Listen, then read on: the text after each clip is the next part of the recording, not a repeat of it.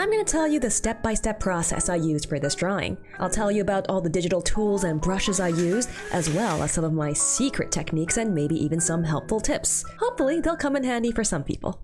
Of course, I start every drawing with a sketch, so I start by laying down some lines roughly with a pencil brush. My head drawing process is loosely based on a combination of techniques, including Kevin Chen's head drawing method. I start with a circle and a center line, and then I extend the head downwards for the chin. Next, I find the midway point, and I draw a horizontal line for where the eyes are supposed to go. I locate the side planes of the face and sketch them in.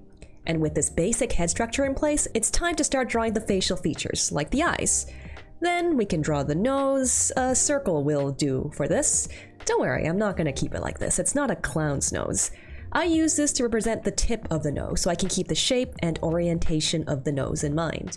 Then I loosely sketch in the hair and arms, and at this stage, I'm keeping things very rough. I'm just testing my ideas out on the page to make sure that things kinda look okay. I got a lot of cool ideas in my head that might not necessarily translate very well onto the canvas. But once I think I have a decent idea on the page, I erase over it with a soft airbrush and start refining the sketch. Now it's time to start focusing on more accurate construction, using the rough sketch as a guideline, so I can start adding more details to the eyes, lips, and hair. It's also time to start figuring out the construction of the hand, which is pretty tough for me because I'm kinda bad at drawing hands. When refining the shape of the hair, I like to think of it as flat ribbons draping over the arms elegantly. But now there's a bit of a problem. I don't really like how her elbows look or how the hair around her elbows look, so I decide to fix it by just cutting them off in the final composition. Easy. Why struggle to draw something if you can just not draw it? Talk about saving time and effort. You know what else can save time and effort? Having good tools, which I have thanks to the sponsor of this video, XP Pen. They have a brand new product, the Artist Pro 24 Gen 2, and this one is actually a game changer. Let me explain why with this rapid fire review. Let's do this! First and foremost, it's the first display tablet with 165Hz refresh rate and 16,000 pressure levels, which means that it has incredibly good pen feel and responsiveness. For the first time, it's on par with Apple products. It also has gorgeous, vibrant, and accurate colors. And these two things make it incredibly good for drawing, but also incredibly good for gaming. Not to mention, it has fantastic build quality, and the velvety smooth screen is an absolute joy to draw on. But of course, the review would not be complete without some cons. So while the included stand works fine for the majority of angles, if you're a psychopath like me that likes their tablet straight up at almost 90 degrees, it's a bit wobbly. There's also a little bit of offset inaccuracy with a tip if you tilt your pen a lot, which is common to Gen 2 XP Pen products. However, these cons were not a huge deal for me, and this tablet has completely replaced my old tablet. That concludes my review, and thank you once again to XP Pen for sponsoring this video. Okay, when I'm done with the sketch, I like to do a quick values draft. And if you don't know what that is, I pick 3 gray values and make sure that my composition looks okay with just those grays. I zoom out and make the image really small to make sure it's still readable. I also use this time to figure out the shape of the hair. For example, I realized that this hair strand here was interrupting the flow, so I move it downwards a bit. And here's how the values draft looks. Not bad. I think I'm ready to move on to the line art. Before I do line art, I like to change the layer color of my sketch layer and make it pale blue so that I can see it, but I won't confuse it for line art. Then I create a new line art layer on top. I use the same brush and start getting really focused on the details. We're talking eyelashes, tear ducts, all that stuff. This character has gorgeous flower-shaped eyes, so I make sure to draw each petal carefully. When doing line art like this, I like to use a combination of my pencil brush and the smudge tool to get some soft lines and occlusion shadows. But what are occlusion shadows? Basically, they're the really dark shadows you get from 2 surfaces very close to each other, and these shadows have nothing to do with the light direction. Well, as for the nose, I was kind of having a hard time getting it to look right. And you know what? How about we just don't draw that for now? This is an anime girl, right? She doesn't need a nose.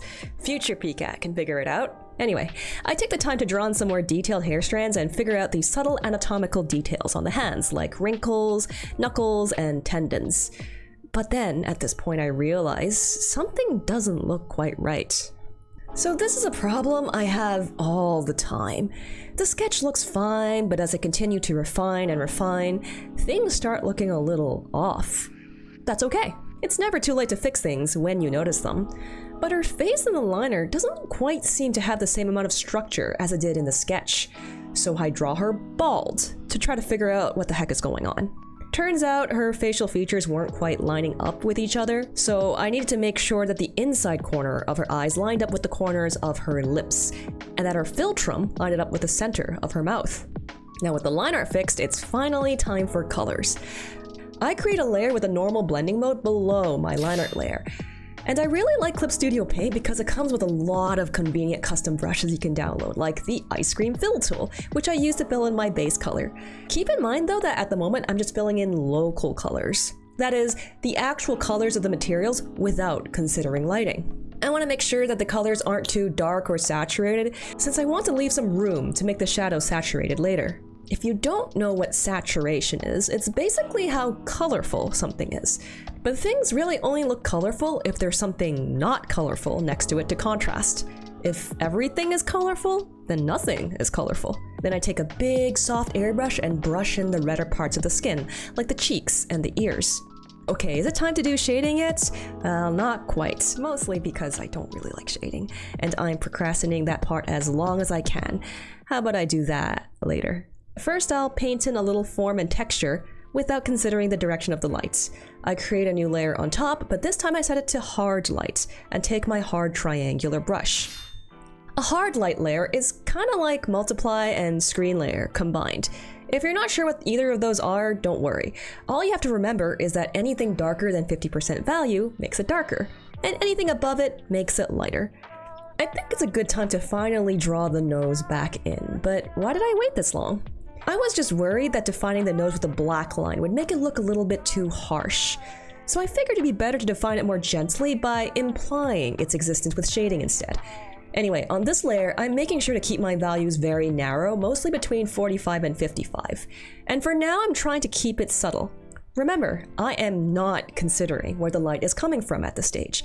I'm adding more texture and occlusions, especially on the hair. Now is it time to do lighting? Okay. It looks like I can't stop procrastinating anymore, so it's finally time to add some proper shading. I did a test earlier for a backlit lighting idea I had, but I didn't really like it, honestly. So I scrapped it, and I think I'll go for something a bit more straightforward, and have the light mostly come from the front and side. I create another hard light layer and start adding shadow, still using the same hard brush.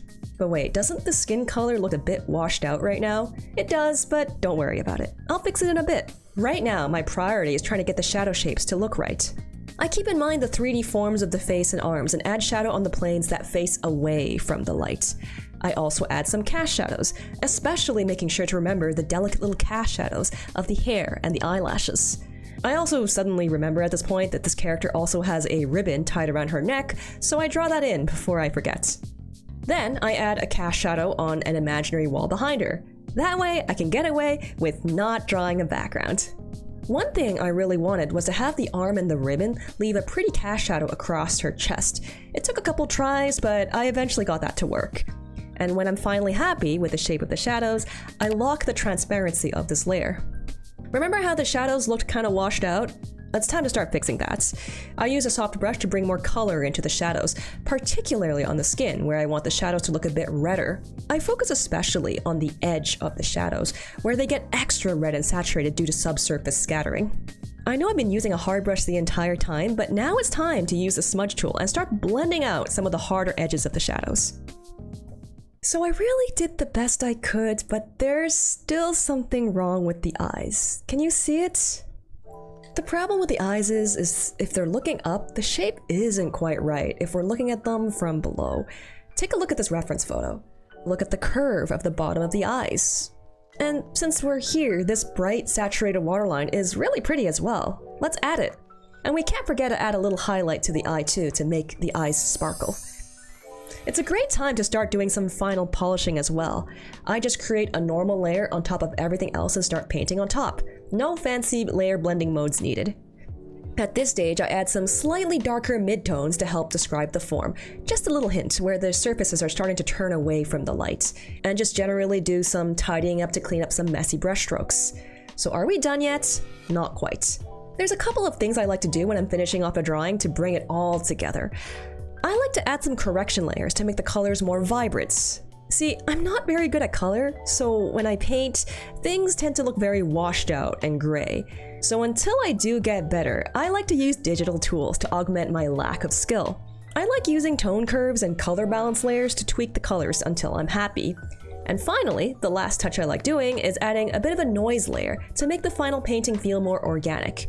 You can do this by using a noise generator, but alternatively, I find that looking for marker noise textures on the internet will make it look even more natural. And here's the final result. What do you think? There's obviously a lot of room for improvement, but I don't think it came out too bad. As you can see, there's a lot of trial and error and fixing during the process of an illustration. But anyway, if you enjoyed it, consider painting the subscribe button on a hard light layer. Thank you so much for watching. Bye-bye!